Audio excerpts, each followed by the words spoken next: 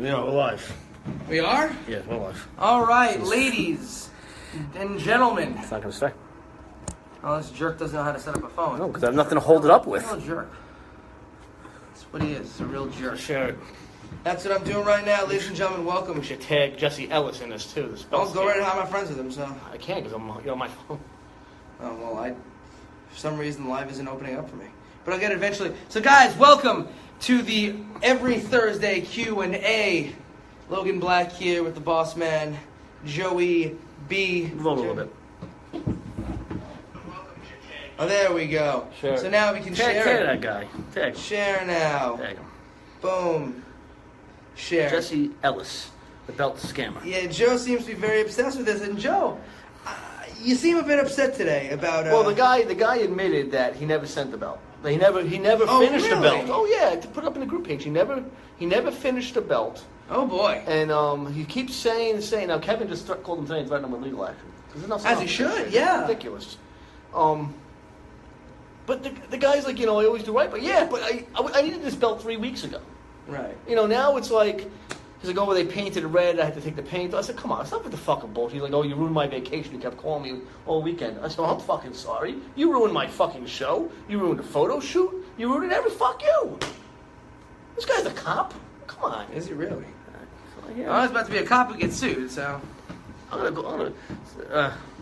What are we doing today? We're gonna talk some stories, right? No, we're going to talk about plenty of stories, but I want you to keep going on this belt fella. I don't know in what situation. I mean, let's think about it. We got people watching, and everybody here's got jobs. So you tell me, if you were given a job, I don't know. Let's say you're a fucking you make cakes, whatever. And Jake, the guy asked for money up front. I guess because once they etch the plate, whatever, It's a done deal, yeah. Right. Which I have no problem paying. I have no problem paying for a product. But give me the fucking product. I'm with it. Trust me. I get it. I think. So as I say, if you make cakes for a living, if you fucking, ride horses and you can't provide said service, you haven't provided said service. Why the hell are? Here we go. Why the hell are you, doing what you're doing? It doesn't make any sense. There's no profession outside of the professional wrestling business where you could scam somebody like this and people just go, oh, okay. Oh, no, I'm not going, okay. No, but this is how it happens Believe a lot me. of other times. Maybe with these other Dude, it's the same thing we were primates. talking before on here where, like, promoters will do that show, I'll get you next time and that. In what world do you provide a fucking service to somebody and they don't pay Non-union you? jobs. That's not how that shit works. No, I know. But I'm non-union now, and my job definitely doesn't ever play. Right, if you do a job, you get paid for that job. If you work overtime, you get paid overtime. That's how that shit works. I don't get it. Hey, Chris Lazaro. It's your buddy. I don't know, it makes no sense to me. And honestly, pro wrestling is the only place where you find shit like this. Where people are just like, oh, I can kind of fuck with you and, fuck with your money. And, But the thing is, I don't get this. I referred Troy to me. Fuck Troy over. Yeah, that's true. I bought 4 belts from him. 2 the tag, 2. Yeah. The no limits, the heavyweight. I had no issues with the heavyweight or the no limits. The tag team was a bit of an issue, but I got him, and I think they came out great. The guy does good work. That's not an argument. Our belts look fucking fantastic. And I told him, listen, we're coming up to our 10th anniversary. I need a new heavyweight title just because the one, I would go to him. But if this is the bullshit I'm going to have to deal with. No, without that, I don't think you should. I think you need to go to somebody else. Maybe the guy that Conrad and Bruce. Right, yeah, I was thinking of. Yeah, I mean. Because I guarantee you they don't play this game. No, again, pro wrestling is the only place where you find people like this. Doesn't work. I know how many other fucking people who work in like arts or like performance. Dude, like I have buddies who are in like the freak show and do like sideshow stuff. They don't do this shit. You provide a service, you get paid. That's it. And they're legit carnies, like by definition, and they don't pull fucking carny shit. Doesn't make no fucking sense to me. I don't know. He's like, he don't care about if we put him on our silly videos. But I know they're getting to him because when I put up his phone number in that post last week, people started calling him. I don't know who. I didn't have him call. They called him up, they called him on vacation. Well, listen, if he doesn't seem to care, I mean, he should care about his fucking reputation being tarnished, honestly. I think in any situation, if we continue to be fucked over by this guy, we need to be doing everything that we can to fucking fuck with his business. Well, I plan on it. Yeah, I mean, again, I don't think, if he's watching, if he's not watching, whatever, but I don't think you understand. This man has nothing but time. Literally nothing but time to fucking fuck with you. So, please, provide the service you I'd rather not spend my time doing that. Right. But he Other will. things I'd like to do. He very, very, very much will do so. If I have to. If somebody fucks me, yeah. I'd rather not. I'd rather not do that. I'd rather just get the thing that I paid for. But let's talk about some more happier things. You got last week. I know somebody asked for some Joe Delicious stories.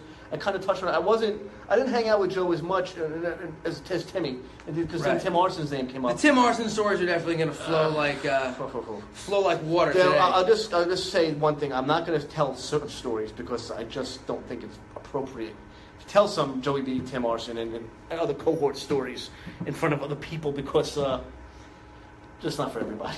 They're just not. But I will say, as far as wrestling in general, my time in wrestling from 1998 till today, I think everybody always sees me out with Scotty and Dirtbag at the Legends or wherever we go, and they're great times. But my best time, my funnest time in wrestling, it was before Warriors, was when me, Timmy, Smooth, and whoever else went into the Red Rock West on Chelsea.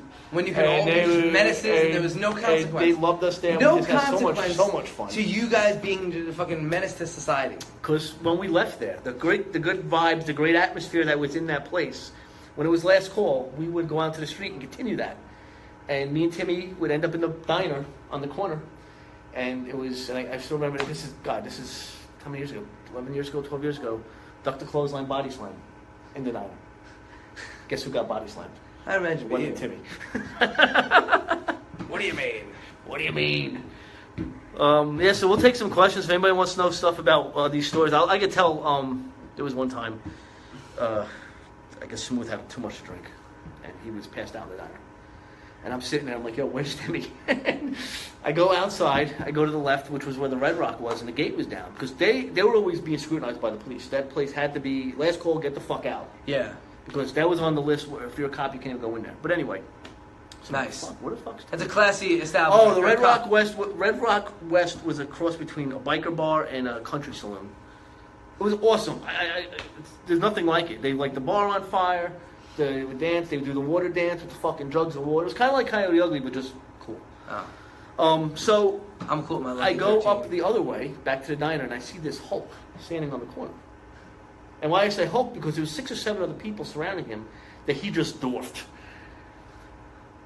Timmy looked like a professional wrestler. And, and he wasn't even a huge guy, but he was a Tim big man. Arson was at his peak. What was that, 250, 260 I don't know pounds? his weight, but he was About 250 pounds of American muscle and Mexican supplements. Yeah. So I go to see what Timmy's doing on the corner, and I know in my head this isn't good. So I walk up, and this guy gets like right in my face and say, yo, what? He's like, oh, I thought we were going to break. I said, break what? I said, he had like an Italian accent.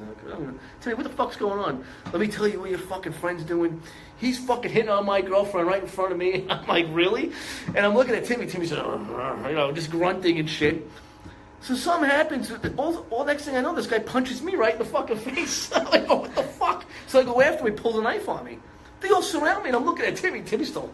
I'm like, yo, you want to fucking help me? I grab him. We run back to the diner. I wake up Smooth. He's passed out on the fucking table. I said, yo, we got beef. These guys bolt across the street to the parking lot, which is another Joey B story without Timmy, so we won't tell that story today with the gay club. But anyway, they go into their car. They get out. Here the 3 of us come, ready to fucking jump on this guy's car. The cops come, throw their badge, like, just get out of here. And that was that story. But it seemed like every time. As I said, all the best Joey B stories I always get punched in the fucking face. Begin and end with Joey getting punched in the face and whoever started the fight having nothing to do with it. There was another time we all went out. Ricky Vega, who was Machete and TNA. Yeah. And he was leaving to move to Florida. And we all went to Bar A in Belmar, Bar Anticipation. And earlier night, Ricky Vega was locked up because he told the bouncers and the state trooper at the front that his brother was overage and he wasn't. Got him out.